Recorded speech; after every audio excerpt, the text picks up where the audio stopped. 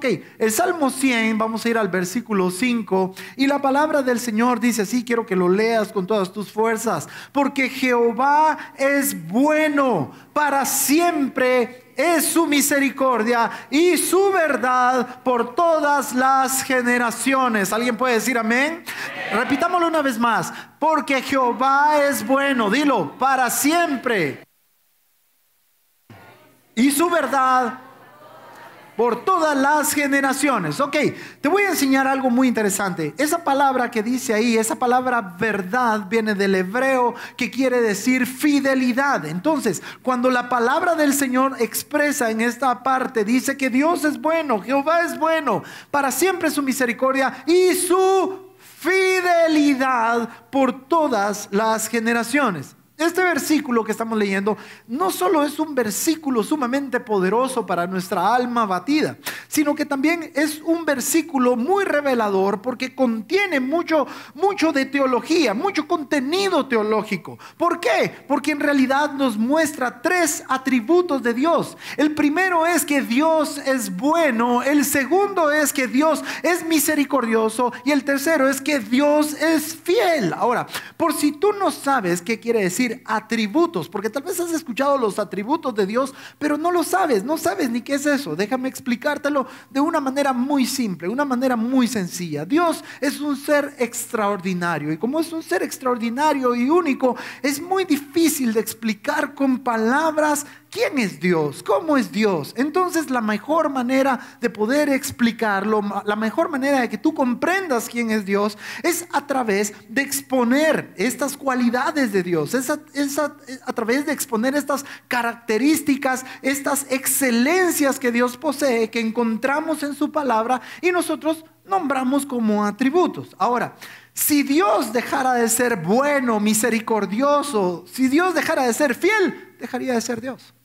¿Estás entendiendo? Si a Dios le quitamos estos atributos, entonces iría en contra de su naturaleza. Así que quiero que en esta mañana te grabes en tu corazón, que grabes en tu mente que Dios siempre es bueno, que Dios siempre es misericordioso y que Dios siempre es fiel. ¿Cuántos pueden decir amén? Ahora, quizá hoy vienes a la iglesia y tu vida toda la semana o tal vez todo el mes o todo lo que va del año ha estado bajo serios ataques del enemigo. Quizá tu vida ha sido bombardeada constantemente y no dejan de tocar a tu puerta. Todas esas escenas de dolor, de aflicción, esas situaciones difíciles no cesan en tu vida. Y eso ha venido a robarte la paz, a robarte las fuerzas y hacer que decaigan tus ánimos. Y tal vez como se ha intensificado y no se va la prueba, no se va la tribulación, no acaba todo esto que ha venido a nuestra vida, muchas veces empiezan a desplomar nuestras esperanzas. Y se desploman, te voy a decir por qué. Porque en medio de esto que está tribulando nuestra alma, no vemos a un Dios bueno. No vemos la misericordia de Dios. No vemos la fidelidad de Dios. De hecho, muchos de nosotros quizá en medio de los conflictos, en medio de la pérdida de un ser amado, en medio de un engaño de tu pareja, en medio de la traición, en medio del dolor, en medio de una quiebra financiera, quizá tú no estás experimentando la presencia de Dios. Quizá en medio del dolor tú no has sentido el respaldo de Dios junto a tu vida. Entonces, pastor, ¿a qué quiere llegar? ¿Qué es lo que el pastor me quiere decir con lo que dice el Salmo 100 al hablarme de los atributos de Dios y con esto que me está diciendo de las situaciones difíciles que yo atravieso? Te quiero decir algo muy importante. Y es que cuando nosotros estamos sumergidos en estas situaciones que nos roban el aliento, cuando estamos sumergidos en esas situaciones que son extremas, con mucha facilidad podemos olvidar estos tres atributos de Dios. Con mucha facilidad olvidamos que aunque estemos en tribulación, aunque estemos en angustia, o aunque estemos en una prueba de Dios, Dios sigue siendo bueno, Dios sigue siendo misericordioso y Dios sigue siendo fiel. Hasta te podría asegurar algo en esta hora. Te podría asegurar que si tú eres de esas personas que hoy vino con su corazón abatido porque está bajo esos efectos del ataque del enemigo, quizá cuando tú leíste en pantalla o escuchaste que yo decía que Dios es bueno, misericordioso y fiel, hubo algo en tu corazón que lo rechazaba. Hubo algo en tu corazón que se resistía a creerlo. Y mira, yo te voy a decir algo. Hay gente que viene acá que tal vez hoy no está en conflictos, pero tuvo conflictos. Y en esos conflictos no vio la mano de Dios. Y cuando oye que Dios es bueno, eso choca con su corazón. Choca con él y no lo puede recibir. No lo puede recibir y te voy a decir por qué. Porque cuando nosotros leemos o escuchamos que Dios es bueno, Dios es misericordioso y Dios fiel, lo que esperamos de un Dios así son solo cosas buenas. Son solo cosas llenas de misericordia. Son solo cosas donde se puede ver reflejada realmente la fidelidad de Dios en nuestra vida. De un Dios que se describe así, que la Biblia lo describe así, jamás tú esperas situaciones que vengan a abordarte con mucho dolor. Jamás tú esperas que venga la angustia. ¿O me equivoco? Jamás esperas que vengan situaciones que salen fuera de tu control. Pero cuando pasamos por esas situaciones que se salen de nuestro control, esas situaciones que nos duelen, nos incomodan, nos lastiman, nos hieren, ahí muchas veces muchos de nosotros, y no me dejarás mentir, muchos de nosotros hemos cuestionado si en realidad es verdad lo que la Biblia dice. ¿Cuántos pueden decir amén a eso? ¿Cuántos cuando estamos en una tribulación extrema cuestionamos si de verdad Dios es bueno? ¿Cuántos cuando tu hijo está tirado en una cama en un hospital, donde los médicos te dicen prepárase porque su hijo posiblemente muera? O que el médico te diga, está tu esposa en el hospital y te dice, mire, solo le quedan 3 horas de vida. ¿Cuántos de nosotros cuando nos despiden, cuando nuestra empresa en lugar de alcanzar el punto de equilibrio, por lo menos empieza a desplomarse? No hay ventas, no generamos ventas. Cuando nos despiden, cuando la vida se pone incómoda y dura, ¿cuántos no hemos cuestionado si Dios es bueno? ¿Cuántos no hemos cuestionado la misericordia de Dios? ¿Cuántos no hemos cuestionado la fidelidad de Dios? Solo fíjate bien en esto. Hay muchas veces que hay muchos de nuestros hermanos que están sumergidos en tribulación y cuando tú te acercas a ellos porque ves que sus ánimos se están desplomando y tú quieres inyectarles ánimo, fe, quieres inyectarles confianza en Dios, certeza, esperanza. Y tú les dices, confía en Dios porque Dios es bueno, Dios es misericordioso. Nuevas son cada mañana sus misericordias y Dios es siempre fiel. Cuando tú les dices eso, lo primero que hacen es dibujar una sonrisa en su rostro, pero muy sarcástica, ¿sí? ¿A cuánto no nos ha pasado? ¿Cuántos llegamos a inyectarle a alguien aliento que está en una situación difícil y cuando le decís confía en Dios, ya mero te pegan? Estoy hablando en serio. Confía en Dios. O te dicen, no, ahorita ni me hables de Dios. No me menciones versículos. No me hables que Dios es bueno. ¿Cuántos han sido así con Dios? Porque realmente no han conocido a Dios. Porque realmente no están completamente convencidos de que Dios sea bueno, misericordioso y fiel. Déjame decirte algo, si tú eres de esas personas, quiero decirte que indistintamente de que tú no entiendas por qué esto te puede pasar, porque a veces decimos, Señor, vengo a la iglesia todos los domingos, no falto, me levanto temprano, tengo mis devocionales, antes de irme a dormir, Señor, me aparto para adorar, Señor, hago ayuno eventualmente, Señor, soy un hombre que está tratando de buscar tu rostro, honro a mi esposa, soy un buen padre para mis hijos, soy un buen compañero espiritual para mis hermanos en la iglesia. Señor, ¿cómo es posible que me pueda pasar esta tragedia? ¿Cómo es posible, Señor? ¿Cómo es posible que pueda atravesar esto? Pero déjame decirte algo. Indistintamente que tú no entiendas lo que está pasando en tu vida, indistintamente que la dificultad sea muy fuerte o que sea demasiado complicada o desde tu punto de vista imposible de resolver, déjame decirte algo. Sea como sea la situación, eso no significa que Dios ha perdido el control de las situaciones que abordan tu vida. ¿Estás entendiendo? Dios sigue teniendo el control, aunque tú no lo creas. No vayas a salirme con que piensas que el diablo ya superó a Dios en poder y que ahora el diablo es el que gana. No, no, no. Eso no es así. Déjame decirte algo, que todo lo que estamos viviendo en nuestras vidas, todas esas situaciones difíciles que se presentan en nuestra vida, cuando el diablo se levanta como un río a querer destruir nuestras vidas, todo es parte de un plan perfecto de Dios. De hecho, te voy a enseñar algo. En Génesis 1 vemos a un Dios que es organizado. Había conflicto, todo estaba desordenado y vacío. Así es como empieza diciendo la Biblia. ¿Te das cuenta? En el versículo 2 estaba desordenado y vacío, pero viene Dios y empieza a poner orden en medio del caos. ¿Por qué? Porque Él es organizado, a Él no le gusta el desorden. Y así como Dios pone paz y resuelve los conflictos, así mismo va a venir a resolver tu vida, los conflictos que estás atravesando en tu vida. Pero al decir que es un Dios organizado, quiero que entiendas que lo que te sucede a ti tal vez te sorprende, pero a Dios no.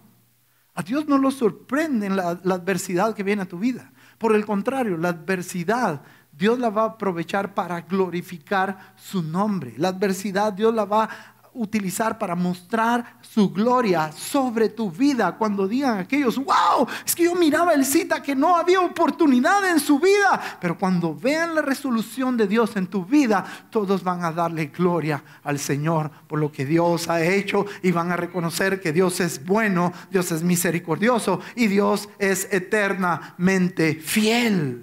Te voy a enseñar algo. En Juan 9 hay una historia que a mí me encanta. Hay un hombre que había perdido la vista desde pequeño, había nacido con ceguera. Y este hombre, llegan los discípulos y llega Jesús a él y le preguntan los discípulos, mira, ¿quién pecó? ¿Pecó él o pecaron sus padres? Y el Señor le dice algo que es impresionante. Le dice, no es que pecó este ni sus padres, sino para que las obras de Dios se manifiesten en él. Todo lo que está pasando en nuestra vida hoy, cosas que no entendemos, que se están saliendo de control, todo, di conmigo, todo es para que las obras de Dios se manifiesten en nuestra vida. Todo es para que la gloria de Dios se revele en nuestra vida, en nuestra situación, en nuestra iglesia, en nuestras familias, en nuestros trabajos. ¿Estás entendiendo esto, iglesia? Ok, lo que quiero que entiendas en esta mañana es que aunque las tormentas de la vida se levanten, Dios sigue siendo Dios. Dios no ha dejado de ser Dios. Dios sigue siendo Dios y Él sigue siendo bueno, misericordioso y perfecto, aunque tú no lo entiendas. Mira lo que dice la palabra del Señor en Job 34:10. Voy a leer la primera parte. Ustedes son inteligentes, de nada. Pero miren, pues dice, ustedes son inteligentes, así que préstenme atención. No debemos ni siquiera pensar que el Dios Todopoderoso pudiera hacer algo injusto. ¿Estás entendiendo? No se te atreva a pensar que Dios es malo. No se te atreva, que no se te ocurra pensar, iglesia. No te atrevas a pensar que Dios es inmisericordia y que Dios es infiel para tu vida. Así que te voy a dar un consejo basándome en Job 34:10. El mejor consejo que te puedo dar es que deberíamos de empezar a creer que los caminos de Dios son perfectos, simplemente porque son de Él. Aunque tú no los entiendas o aunque tú veas que no son rectos, debes entender que son perfectos en Él. Y te voy a dar algo que quizá detone tu mente en esta mañana, pero te voy a decir que he visto, hay un patrón en la Biblia y ese patrón en la Biblia me enseña que la angustia siempre precede al milagro, la angustia siempre precede el galardón, la angustia siempre precede el ascenso, la angustia siempre precede al trono, la angustia siempre precede a la gloria. Antes de que Jesucristo fuera glorificado, se había anticipado el dolor, se había anticipado la angustia. ¿Qué es lo que quiero que entiendas? Que lo que estás pasando hoy no es por gusto. Esas situaciones de dolor no son por gusto, es porque viene algo poderoso de Dios. Esto está precediendo la gloria de Dios, está precediendo los milagros de Dios poderosos en tu vida. Así que, iglesia, anímate. Yo no sé si te has dado cuenta, pero el diablo anda hoy desatado, el diablo anda desesperado, el diablo ya no sabe ni qué hacer y por eso anda tirando colazos, está metiéndose donde él pueda meterse, porque él está tratando de matar tu tu fe en ese día de la angustia. Él está tratando de quitarte las esperanzas para que el milagro no llegue a tu vida, para que no haya una promoción espiritual en tu vida. Y solo tú, iglesia, solo tú decides cuál va a ser la conclusión de los eventos que están ocurriendo. Solo tú decides si te vamos a ver promovida o si te vamos a ver en el mismo lugar siempre. Tú decides. Tú decides si aguantar la situación y refugiarte en Dios o salir del refugio y ser sucumbido por la amenaza del enemigo. Me gustaría que analizaras algo en esta hora. La Biblia, oye esto, la Biblia en ninguna parte dice, Marlene, esfuérzate y sé valiente para entender todo lo que está sucediendo en tu vida. Nunca dice la Biblia eso. La Biblia no te anima a que trates de entender lo que está pasando y que trates de entender a Dios. Lo que sí te anima la Biblia es de que seas fiel a toda costa, que seas fiel con todo tu corazón, aunque no entiendas, que tú sigas siendo fiel.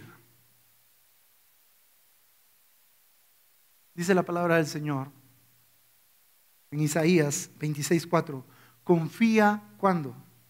Siempre en el Señor, porque el Señor es refugio eterno.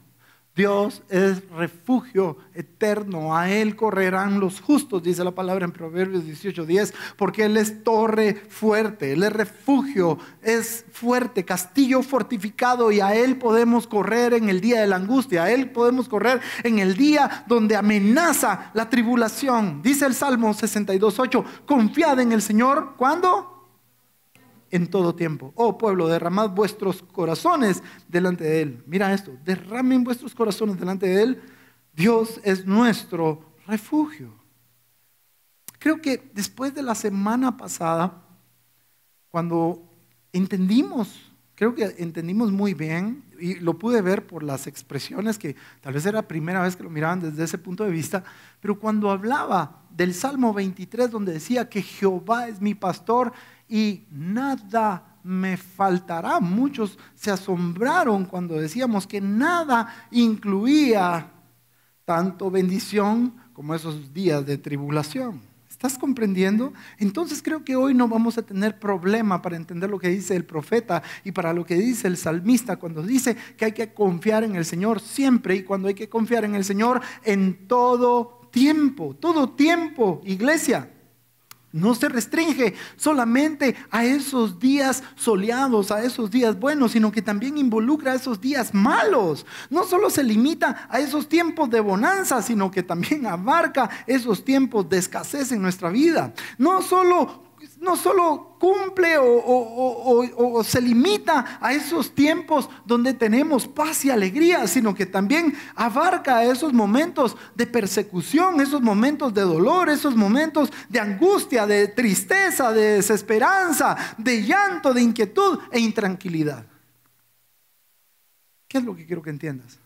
Lo que quiero que entiendas es de que en todo tiempo, no importando la circunstancia que estés viviendo, en todo tiempo debes de confiar en el Señor. En todo tiempo debes de refugiarte en el Señor. En todo tiempo debes de estar como la gallina cubre a sus polluelos, ahí metidito debajo de sus alas, que Él te cubra debajo de sus alas en todo tiempo. Aun cuando la situación es difícil, aun cuando no tienes fuerzas, en todo tiempo debes de refugiarte en el Señor. Creer que Dios es bueno, misericordioso y fiel cuando las cosas van bien es bien fácil. Pero creer que Dios es bueno, misericordioso y fiel cuando las cosas en la vida no marchan bien, cuando tu paladar se vuelve insípido, cuando las circunstancias de la vida empañan tu futuro, ahí es diferente. Ahí es diferente, iglesia.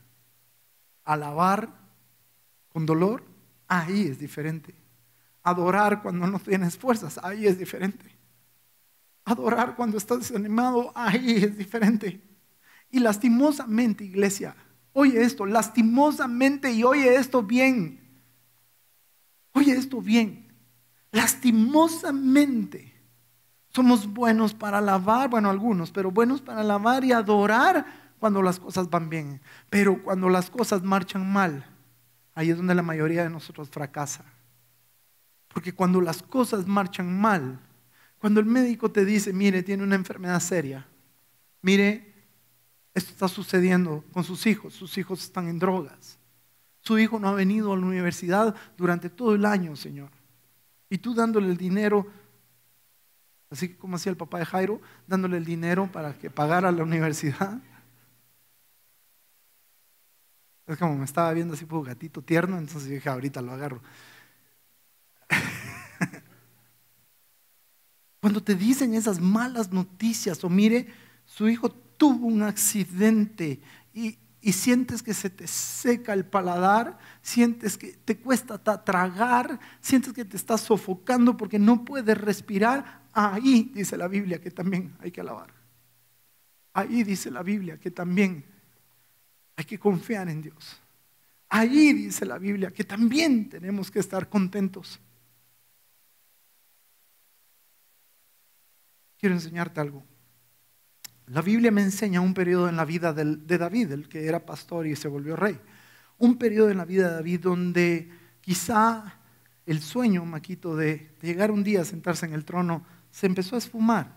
Te voy a explicar. En primer libro de Samuel 16 vemos que David fue ungido por el profeta para un día llegar a ser rey sobre Israel y sentarse en el trono.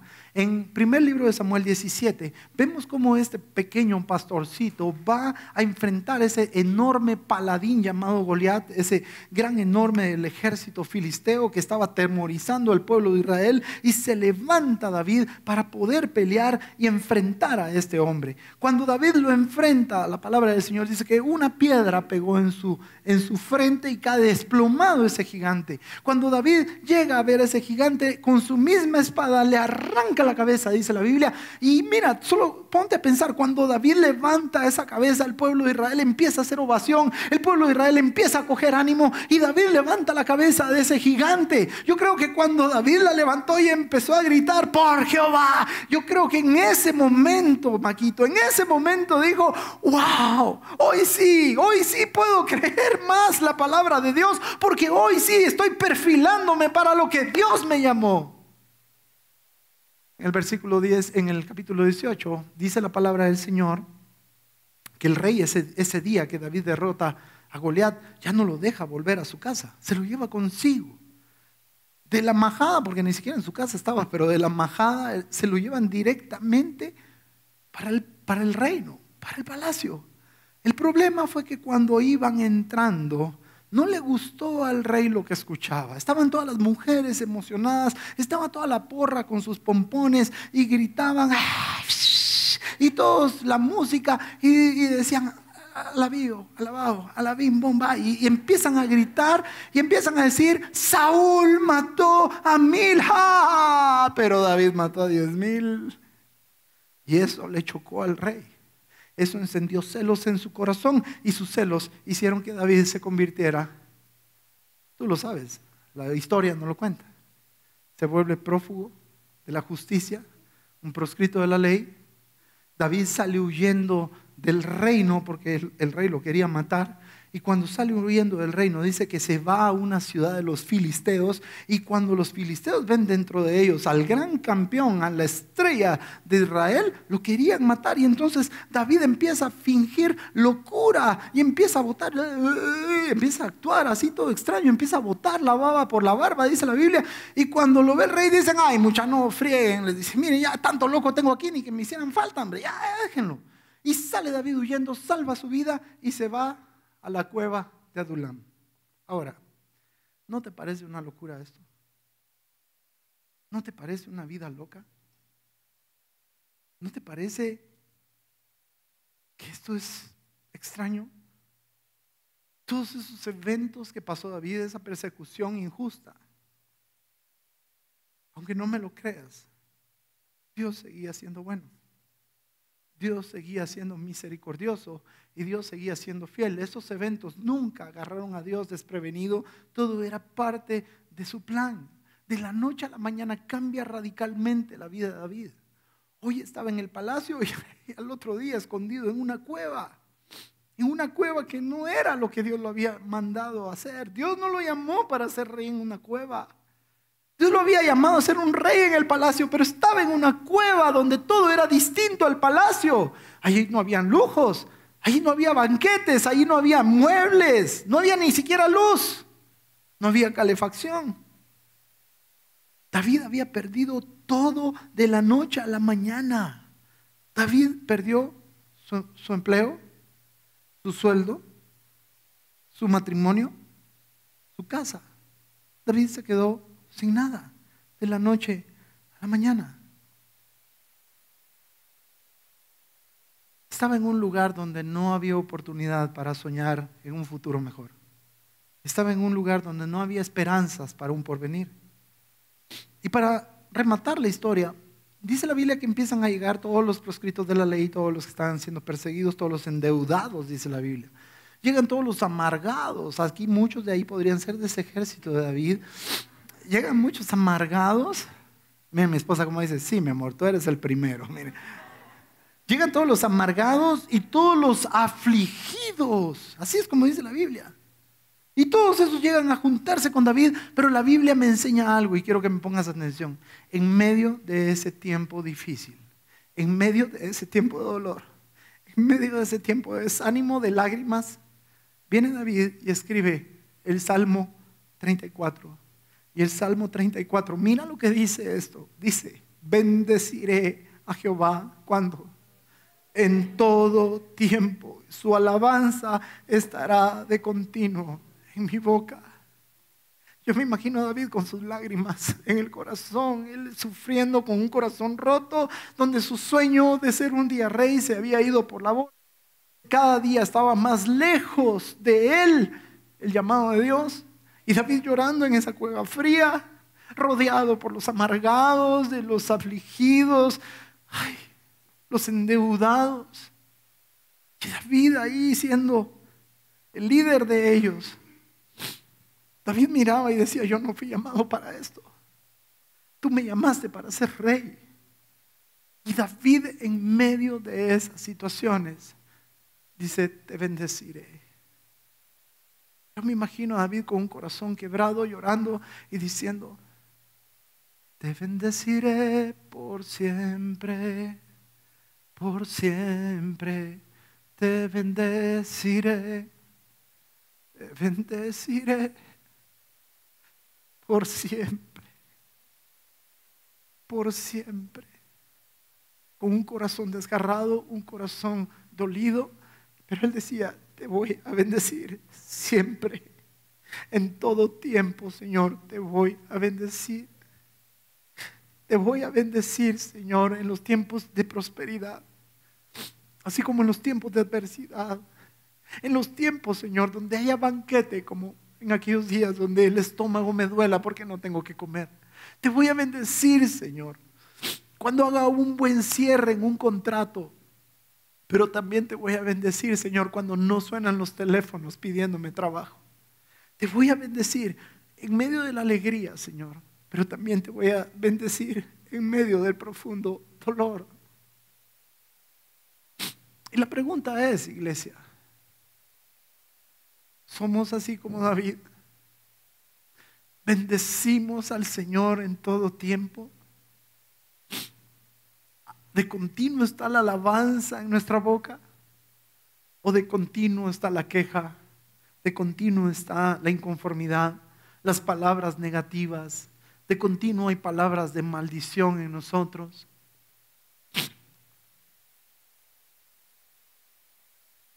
David nos enseña algo interesante, y es que cuando nuestra alma está quebrada, cuando nuestra alma está rota por el dolor, no deben de importarnos las circunstancias.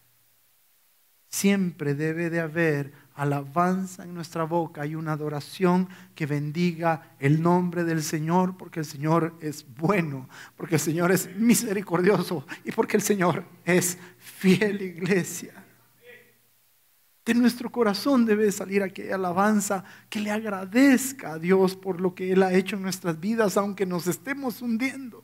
aquella alabanza que cante sus grandezas y aquella adoración que venga de lo más profundo de nuestro corazón, que confíe que Dios tiene el control de todas las situaciones, porque Él es Dios, porque Él sigue sentado en el trono y porque para Él no hay cosa difícil que Él no pueda solucionar. David bendijo al Señor, alabó al Señor, adoró al Señor a pesar de las dificultades. Él se determinó a adorar el nombre de Dios, aunque no tenía ganas, aunque su alma estaba desfalleciendo, aunque su corazón estaba partido. David decidió alabar al Señor, adorar su nombre, cantarle alabanzas a su nombre y bendecirlo en todo momento.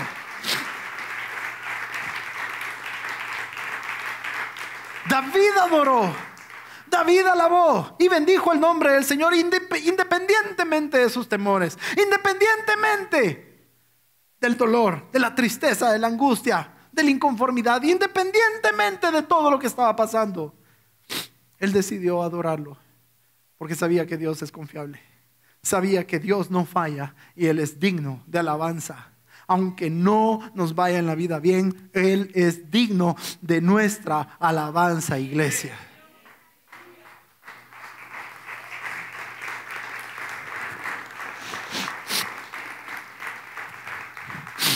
Otra enseñanza que puedo extraer de lo que David nos enseña es que nuestra alabanza y nuestra adoración, nuestra bendición a Dios no debe depender de nuestras emociones. No podemos dejar nuestra vida en manos de nuestros sentimientos, sino que nosotros tenemos que alabar a Dios voluntariamente. Oye esto, basándonos en la verdad de Dios. Y eso fue lo que hizo David. Él se ubicó, se enfocó, Maquito, como tú nos enseñabas, se enfocó en Dios, en alabarlo, porque Dios es bueno, misericordioso y extremadamente fiel. El problema es que cuando nosotros olvidamos estos atributos de Dios, hay efectos dañinos para nuestra vida. Porque entonces vamos a ser hijos resentidos, amargados y con mucho dolor. Ahora, no quiero que me malinterpretes y digas, el pastor dice que no lloremos. El pastor dice que no me duela cuando la vida duele. No estoy diciendo eso. Lo que estoy diciendo es de que a pesar de las circunstancias, a pesar del dolor, nuestra vida debe seguir adorando al Señor siempre, porque Él es bueno, es misericordioso y Él es fiel. Él tiene control sobre cualquier situación, aunque tal vez hoy no lo puedas creer. Él lo tiene y el resultado siempre será para su gloria. Dice la palabra del Señor en Tesalonicenses 5:18. Mira lo que dice: dad gracias a Dios. ¿Cómo? En todo tiempo. Demos gracias a Dios, hermana Tonita. Aunque no haya comida, démosle gracias. Aunque no haya para pagar la luz, démosle gracias. Aunque no haya para pagar el alquiler de casa o la cuota que está pactada con el banco, alabemos al Señor. Demos gracias al Señor en todo tiempo. Démosle gracias en la enfermedad, démosle gracias en la angustia. Dios lo que quiere hoy, en esta mañana, es de que salgas por esas puertas confiado y con la certeza de que aunque tú no puedas sentir a Dios, aunque tú no puedas ver que Dios es fiel en medio de la situación, tú puedas creer, iglesia, aunque no sientas su presencia en este momento, puedas creer que Dios está haciendo algo bueno para tu vida, que su misericordia es eterna y en un momento a otro todos van a ver reflejada en ti esa fidelidad de Dios. Va a ser evidente, no se va a poder esconder. ¿Estás entendiendo eso? Ponte de pie, iglesia.